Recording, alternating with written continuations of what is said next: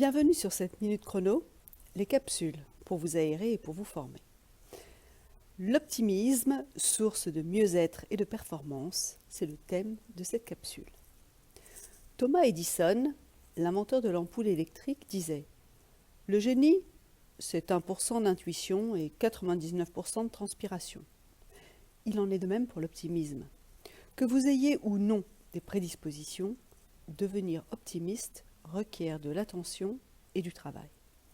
Si vous êtes intrigué, curieux, je vous invite à mener une expérience peu contraignante qui peut changer durablement votre vie. Il existe au monde deux visions totalement opposées. Vous avez sûrement dans votre entourage un proche résolument positif qui voit du bon dans chaque situation. Et tandis que votre collègue vient de prendre une sérieuse réprimande en réunion, vous le voyez sortir la tête haute, plus déterminé que jamais. Et puis il déclare « Il avait raison, les chiffres n'étaient pas fiables.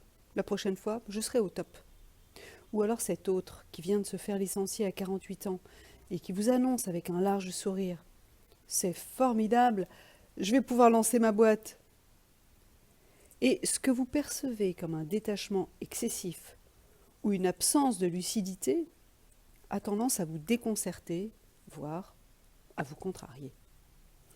Être optimiste, c'est un état d'esprit.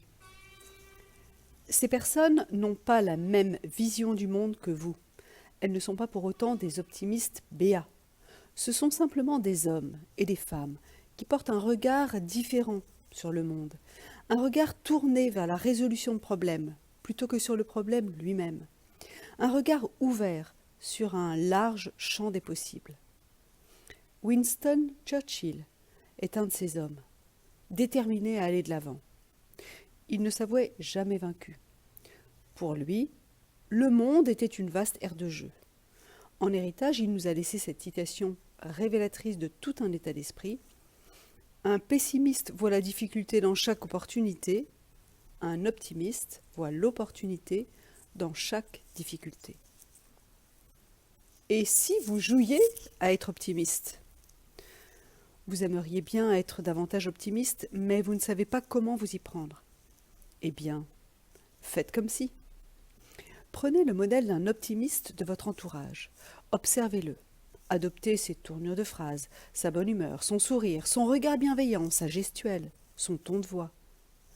Jouez le rôle d'un optimiste pour observer les changements qui s'opèrent en vous d'un point de vue émotionnel, comportemental, relationnel. Vous risquez d'être surpris.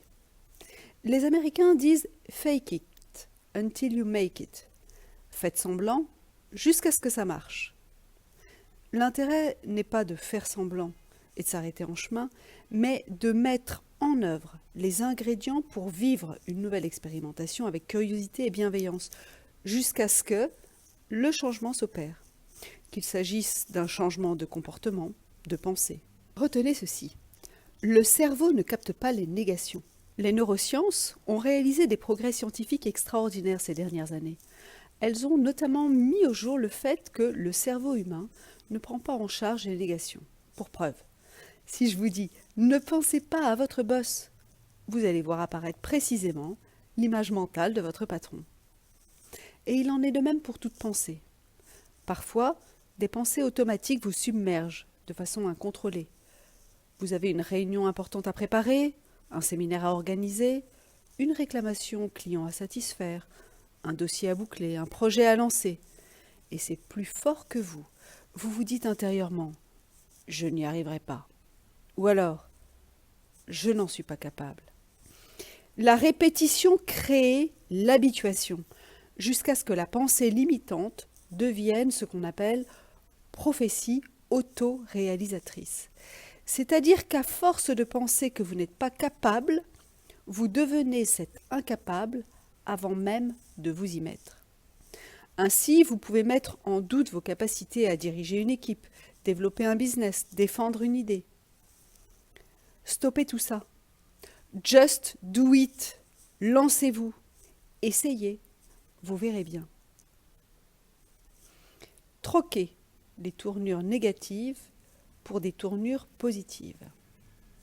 Les mots que vous choisissez d'employer ont un impact déterminant sur votre mental et sur votre environnement. Alors, formulez sans modération vos pensées de façon positive et prenez l'habitude, dès l'apparition d'une pensée négative limitante, d'opérer une substitution qui vous mettra dans une dynamique au lieu de vous paralyser et de vous enfermer dans un corner. Le fameux « je n'y arriverai pas » peut ainsi devenir « je vais essayer ». Je vais commencer, on verra bien. Allez, j'y vais, c'est parti. À vous de trouver la petite phrase qui vous parle et qui vous débloque. Et si vous vous fixiez le défi de cultiver l'optimisme dans un monde morose et en crise? Vous disposez à présent de 3 outils pour adopter un regard optimiste dans votre quotidien. Le changement de point de vue, le détour par l'imaginaire avec le faire comme si, et puis la formulation positive des pensées. Je vais prendre ma casquette de coach et vous adresser une question. Par quel PPP ou plus petit pas décidez-vous de commencer?